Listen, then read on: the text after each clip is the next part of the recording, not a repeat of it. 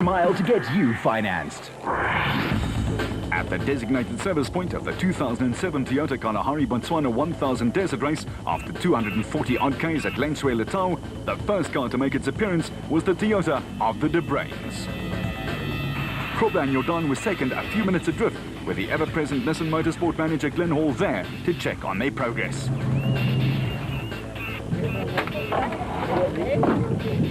Hichu was pleased, but looked like the long haul had already taken its toll. We're enjoying ourselves. Unfortunately, we've lost first and second gear, so we're only driving in third. So I think we're going to battle from now on to the finish, especially with the sandy one. So, but we're there. But it's luck. I'm enjoying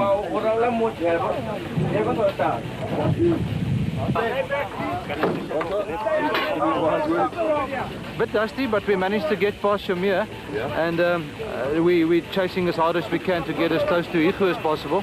But it's a long day. We want to finish in a good position to attack tomorrow, so we're just keeping it together. Cronje and Birkin were next to put in an appearance, but their Toyota Hilux looked like it had gone a few rounds with Bigfoot. And then an over-eager cameraman, whose lens obviously makes objects seem much smaller than what they really are, almost became a sticker on Duncan Voss's Nissan Navara.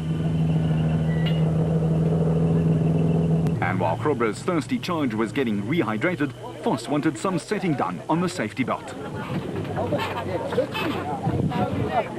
Bring it down further. I want this to end here. Okay. And tighten it so that it doesn't move. The Century Property Development Nissan with Mark Corbett and Rudy Balzer aboard were next, while Voss was getting rid of all the dust. Not too bad. We buddy, come here. Hold this up here. Hold this. And pour a little bit. We battling it. No, okay. Battling a little bit with dust, but car's good. Very good. We can make a couple of changes to improve it, but no, everything's not too bad at the moment. Corbett, meanwhile, who had that little tete-a-tete earlier with Kobus van Tonda, had some fine-tuning done to the body of his car.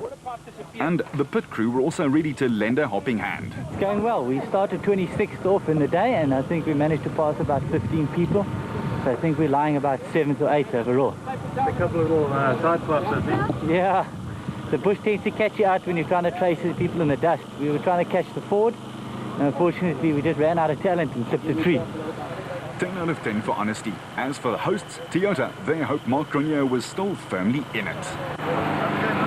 Alright, so far so good. We're just trying to keep it out of the trees. You know, the dust is quite thick, so it's been a tricky day.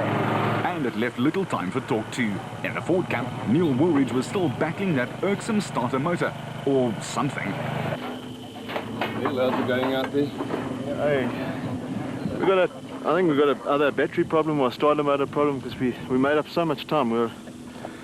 Duncan and ourselves were sitting right on each other's tails, and about 20 kilometers from the DSP we stalled it going into a corner in the very sandy thing, and that was it, just dead, it wouldn't start. So we had to wait for someone eventually to pull us out and get us going again. So we need to just see what's wrong. That's off-road racing for you. Manfred Schroeder knows what it feels like. We had quite a long morning. Had a puncture, and then we lost drive to the one front wheel for the last 60 k's. Then we had some short in the back, and the wirings caught the light, so I had to stop again.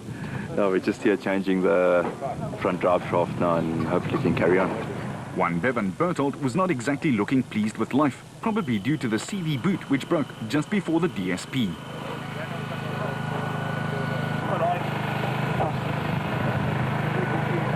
After the compulsory 15-minute stopover, it was bombs away and home Jerome. The De Brains again put pedal to the metal. The Barkhuizens were doing running repairs in the Roerkant pits, but for them, it had been a solid opening leg on day one, and they were pleased with their progress. It's going well. It's very tight and twisty, and the route is full of bushes. You know, we were caught out a couple of times wrong slotting, and then trying to get back on the route. And then coming into DSP, you see DSP, but there's nobody there, and you wonder what the hell is going on. And now, well, everybody's here at the end, so... Well, what was going on was feverish activity and some interesting thoughts. Beautiful, it's excellent, it's tight. They designed this course for the buckies, but we'll catch them. We had a flat wheel this morning trying to pass all the Class E buckies again, but we're catching up. But it's beautiful, it's marked very well done. and it's beautiful out here. Very nice. Krobler and Jordan were off next in their ultra-reliable Nissan Navara, and the defending champion was looking good. But while they were off, the mechanics and pit crews were stretched to the limit back at DSP.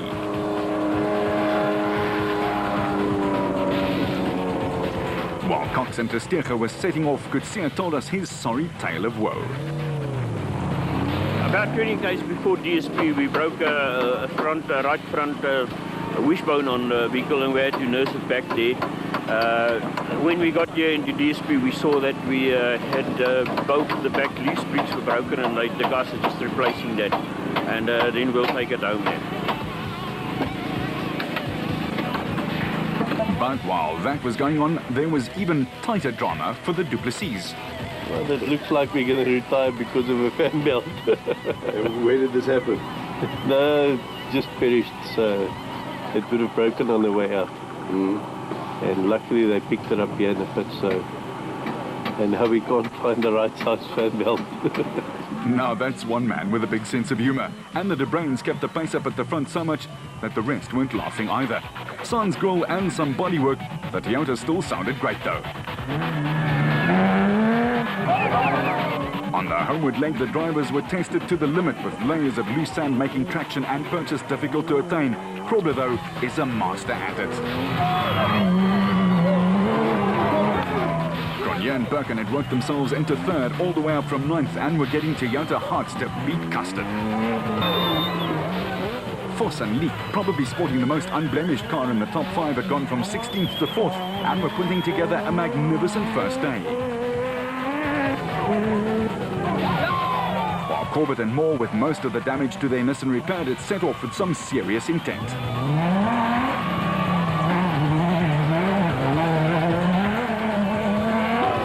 Marcus and Moore were up from 17th and into the top 6, another drive which showed that the route certainly suited the production cars more than the special vehicles. The first of those through, though, was Colin Matthews and Alan Smith, who'd kept it going beautifully, even though the Buckies were streaming by them.